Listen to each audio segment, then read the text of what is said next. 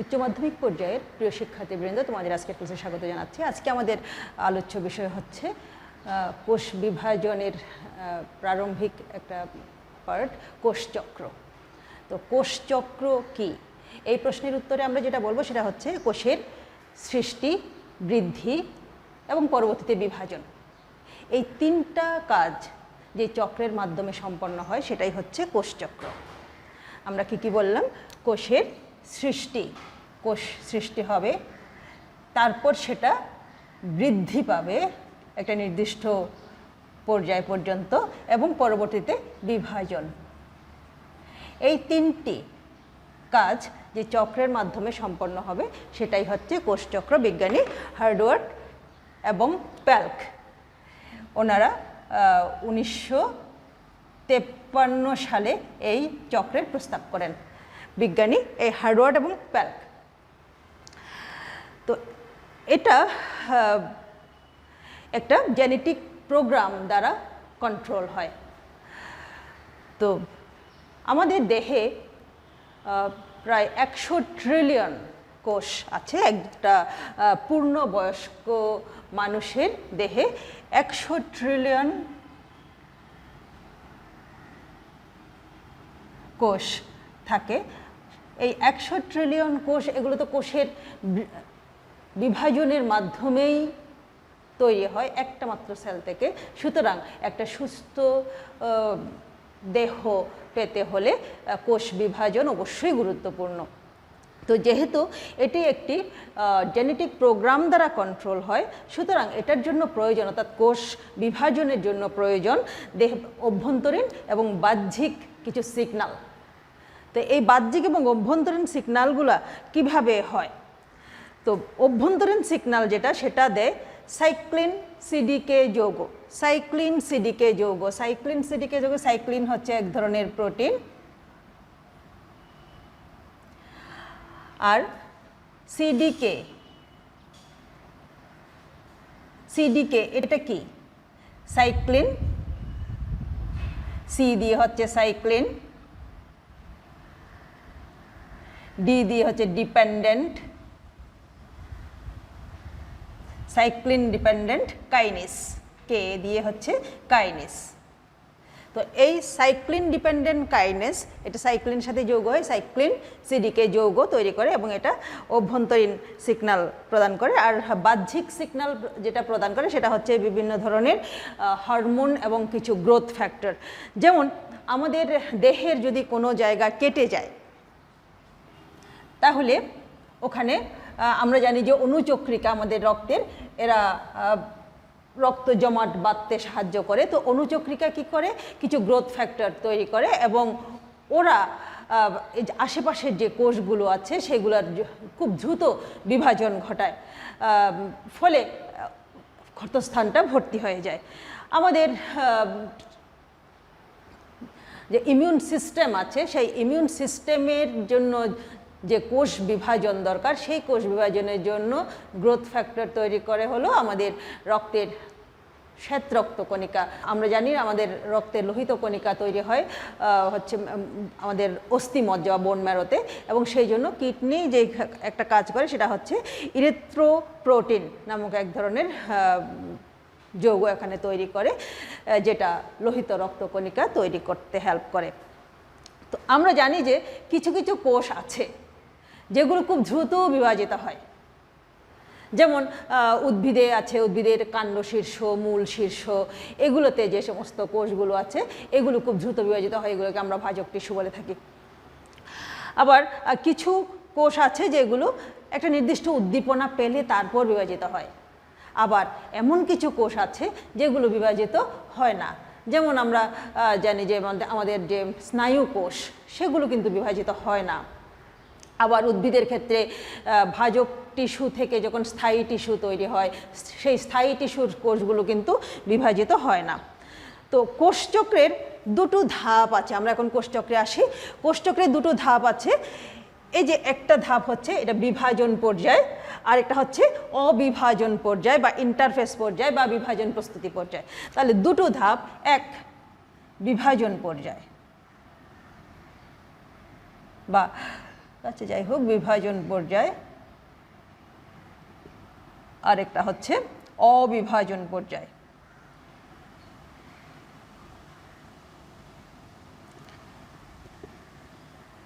অবিভাজন পর্যায়টাই হচ্ছে ইন্টারফেস পর্যায় বলি আমরা এটাকে, বা বিভাজন প্রস্তুতি পর্যায় বলি। অর্থাৎ বিভাজন পর্যায়ের জন্য যে প্রস্তুতি দরকার তার সবটাই কিন্তু এই ইন্টারফেস বা বিভাজন প্রস্তুতি পর্যায় বা অবিভাজন পর্যায় যেটাই বলি না কেন সেই পর্যায়ে সংগঠিত হয়। তো বিভাজন পর্যায়ে সময় লাগে অনেকটা কম। টোটাল কোষ চক্রে যে সময়টা ব্যয়িত হয় তার 5 থেকে 10 ভাগ সময় ব্যয়িত হচ্ছে মাইটোসিস বা কোষ বিভাজন পর্যায়ে, এবং বিভাজন প্রস্তুতি পর্যায়ে বাকি পুরোটা সময় ব্যয় হয়, অর্থাৎ 90 থেকে 95 ভাগ সময় কিন্তু ইন্টারফেস পর্যায়ে ব্যয় হয়। তো ইন্টারফেস পর্যায়ে আমরা বুঝতেই পারছি তাহলে ইন্টারফেস পর্যায়টা হচ্ছে একটা দীর্ঘ পর্যায়। তো ওই দীর্ঘ পর্যায়টা খুব ভালোভাবে অর্থাৎ সুসম্পন্ন করার জন্য সব ধরনের, অর্থাৎ কোষ বিভাজন পর্যায়টা সুসম্পন্ন করার জন্য সব ধরনের প্রস্তুতি, অর্থাৎ যে ধরনের প্রস্তুতি দরকার পুরোটাই কিন্তু ইন্টারফেস পর্যায়ে নিতে হয়। এবং এই সময়ে নিউক্লিয়াসে বেশ কিছু বিক্রিয়া সংগঠিত হয়, ফলে এই সময়ের যে নিউক্লিয়াসটা অর্থাৎ ইন্টারফেস পর্যায়ের যে নিউক্লিয়াসটা সেটাকে বলে বিপাকীয় নিউক্লিয়াস।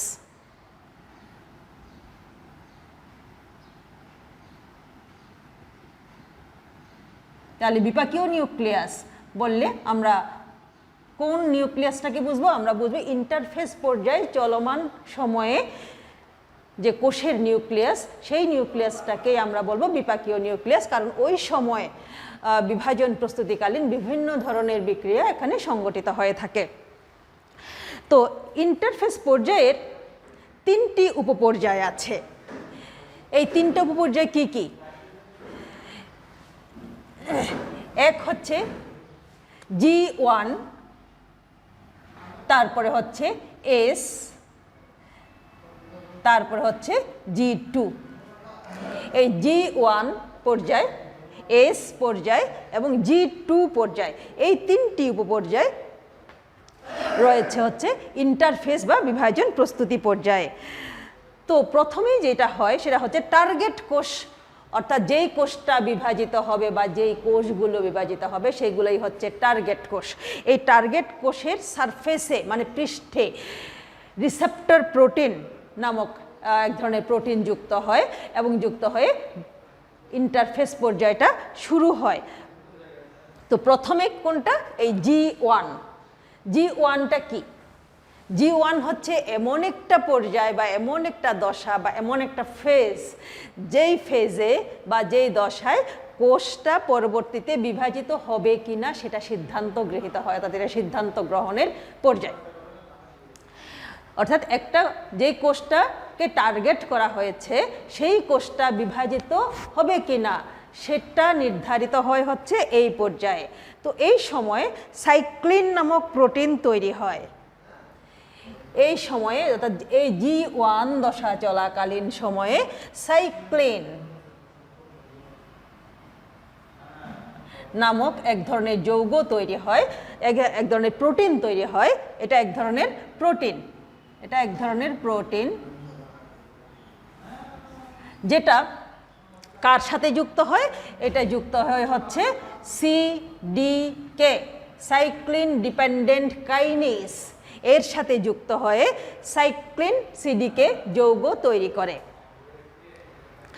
এবং এই সাইক্লিন CDK যৌগ এটা সমস্ত প্রক্রিয়াটার গতি নিয়ন্ত্রণ করে এবং ত্বরান্বিত করে।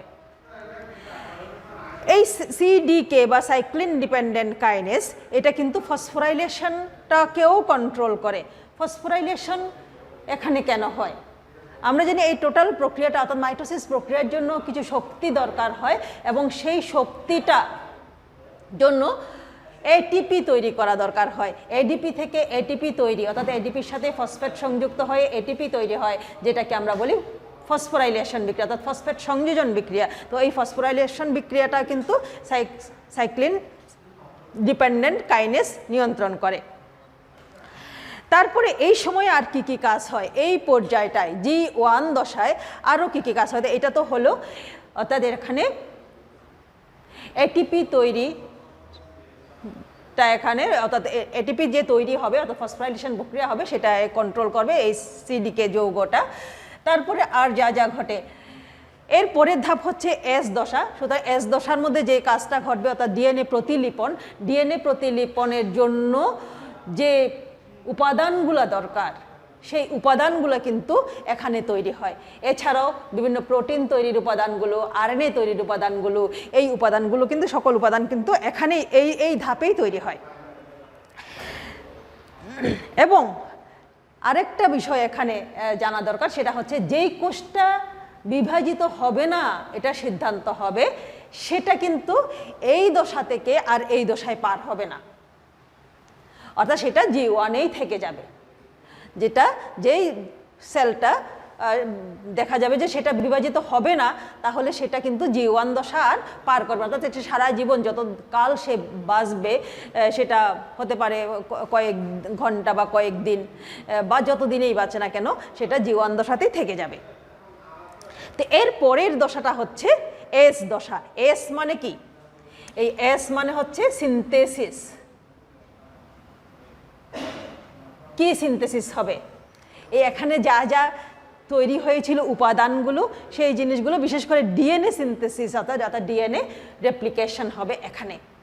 ডিএনএ রেপ্লিকেশনের জন্য যে উপাদানগুলো প্রয়োজন সেগুলো কিন্তু তৈরি হয়ে গিয়েছিল এখানেই, সুতরাং এখানে হবে ডিএনএ রেপ্লিকেশন। এটার জন্য সময় লাগবে হচ্ছে টোটাল সময়ের 30 থেকে 50 ভাগ, আর এটার জন্য সময় লেগেছিল আমাদের 30 থেকে 40 ভাগ। এরপরে ডিএনএ সিনথেসিস তো হবে এখানে, এর পরের ধাপ হচ্ছে G2 দশা। তো G2 দশায় কি কি ঘটবে, এটা হচ্ছে জাস্ট এর পরেই কিন্তু মাইটোসিস, অর্থাৎ বিভাজন দশা, বিভাজন ফেজ। সুতরাং G2-তে কি হবে? G2-তে এই বিভাজন ফেজে প্রবেশ করার জন্য যে যে প্রস্তুতি দরকার পুরাটাই কিন্তু এখানে ঘটবে, অর্থাৎ বিভাজনের প্রবেশ করার জন্য যে প্রস্তুতি সেটা ঘটবে। কি কি প্রস্তুতি দরকার? আমরা জানি বিভাজন পর্যায়ে যখন প্রোফেজ ধাপ শেষ হয়ে যায় তখন মেটাফেজ ধাপে বা স্পিন্ডল ফাইবার গঠনকারী যে উপাদানগুলো, মেটাফেজ ধাপে স্পিন্ডল ফাইবার তৈরি হয়, ট্রাকশন ফাইবার তৈরি হয়, সেইগুলোর উপাদান হচ্ছে মাইক্রোটিউবুলস। সেই মাইক্রোটিউবুলস গঠনকারী উপাদানগুলো কিন্তু এখানে সংশ্লেষিত হয়। তারপরে প্রাণীকোষের ক্ষেত্রে আবার সেন্ট্রোসোম বিভক্ত হয়, সেন্ট্রোসোম একটা সেন্ট্রোসোম বিভক্ত হয়, দুটো সেন্ট্রোসোমে পরিণত হয় এবং মাইক্রোটিউবুলস তৈরির সূচনা ঘটায় এবং এটিপি তৈরি হয় এই ধাপে। তো G2 ধাপে, G2 থেকে G2-র পরবর্তী হচ্ছে এম ফেজ, অর্থাৎ মাইটোসিস ফেজ। এম ফেজে প্রবেশ করতে promoting factor, maturation promoting factor নামে এক ধরনের প্রোটিনের দরকার হয়। Maturation protein factor, maturation promoting factor, sorry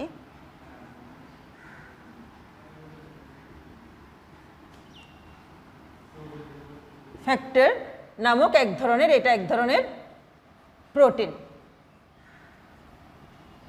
এটা প্রয়োজন হয় হচ্ছে এই ধাপ থেকে এই ধাপে, অর্থাৎ G2 থেকে মাইটোসিস ধাপে অর্থাৎ এম ফেজে যাওয়ার জন্য। কিন্তু যদি এইটা না থাকে, এটা তৈরি না হয়, তাহলে দেখা যায় কোনো কোনো ক্ষেত্রে এই দশাতে এসেই কোষ বিভাজনটা আটকে যাচ্ছে, অর্থাৎ এম ফেজে আর প্রবেশ করতে পারছে না, অর্থাৎ কোষটা বিভাজিত হচ্ছে না।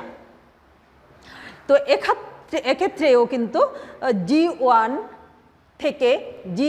থেকে S এবং তারপর G2 এইভাবে স্থানান্তর করার জন্য সিডিকে প্রোটিনের অ্যাক্টিভেশন, অর্থাৎ সিডিকে মানে হচ্ছে সাইক্লিন ডিপেন্ডেন্ট কাইনেস যে প্রোটিনটা বা ওটার অ্যাক্টিভেশনটাও প্রয়োজন হয়, অর্থাৎ এটাকে অ্যাক্টিভ থাকতে হয় এখানে। তো তো এই গেল আমাদের মোটামুটি সেল সাইকেল। এখন আমরা একটু আসি তাহলে এই ইন্টারফেস পর্যায়ে যেটা হচ্ছে টোটাল সেল সাইকেলের 90 থেকে 95% সময় ব্যয় করে, যেখানে ব্যয়িত হয়, সেটার গুরুত্বটা কোথায়? ইন্টারফেস পর্যায়ের গুরুত্ব কি? ইন্টারফেস পর্যায়ের গুরুত্বের মধ্যে তাহলে আমরা বলতে পারি ইন্টারফেস পর্যায় তো বিভাজন পর্যায়ের পূর্ব শর্ত। ইন্টারফেস পর্যায় না হলে বিভাজন পর্যায়ে আসতে পারছে না। কেন আসতে পারছে না? তো একটা সেল বিভাজিত হবে কিনা সেটাই নির্ধারিত হয় কিন্তু ইন্টারফেস পর্যায়ে, অর্থাৎ বিভাজন, সেলটা বিভাজনে যাবে বা যাবে না, এটা সিদ্ধান্তটা হয় G1 ফেজে। তাহলে সিদ্ধান্তের পরবর্তীতে বিভাজন, সুতরাং সিদ্ধান্ত না হলে বিভাজন হতে পারছে না। তাহলে এখানে তৈরি হয় এটিপি, অর্থাৎ ফসফোরাইলেশন ঘটে ইন্টারফেস পর্যায়ে। সুতরাং এটিপি তৈরি, যেটা বিভাজনের জন্য দরকার, বিভাজনের জন্য শক্তি দরকার, সেই শক্তিটা না হলে বিভাজন প্রক্রিয়া হচ্ছে না। তারপরে এখানেই তৈরি হয়, এখানেই উৎপন্ন হয় সাইক্লিন নামক প্রোটিন এবং সিডিকে, সাইক্লিন সিডিকে যৌগ তৈরি হয়, যেটা ফসফোরাইলেশন প্রক্রিয়াকে কন্ট্রোল করে। তো এই ফসফোরাইলেশন প্রক্রিয়াকে যে নিয়ন্ত্রণ করা বা কন্ট্রোল করা যায় বলি না কেন, সেটা না হলে পরে এটিপি তৈরি হবে না, এবং এটিপি তৈরি না হলে বিভাজন পর্যায়ের জন্য যে প্রয়োজনীয় শক্তি সেটাও কিন্তু এখানে হচ্ছে না। তারপরে এখানে তৈরি হয় ডিএনএ প্রতিলিপনের জন্য যে উপাদানগুলো দরকার, আরএনএর জন্য যে উপাদানগুলো দরকার, প্রোটিন তৈরির যে উপাদানগুলো দরকার, সেগুলো তৈরি হয়, প্রোটিন সিনথেসিস হয়, আরএনএ ডিএনএ প্রতিলিপিত হয়। তো এবং এই বিষয়গুলো ঘটে বলেই পরবর্তীতে ডিএনএ প্রতিলিপিত না হলে কিন্তু কোষ বিভাজন কোনো ক্রমেই সম্ভব না। তো সুতরাং আমরা জানি যে এই ফেজটা, অর্থাৎ ইন্টারফেসটা, অর্থাৎ বিভাজন প্রস্তুতি পর্যায়টা বিভাজন পর্যায়ের জন্য একেবারে অত্যাবশ্যকীয় একটা পর্যায়। তো এখন আমরা আসি তাহলে কোষ চক্র, এটার কি গুরুত্ব আছে? কোষ চক্রের গুরুত্ব কি?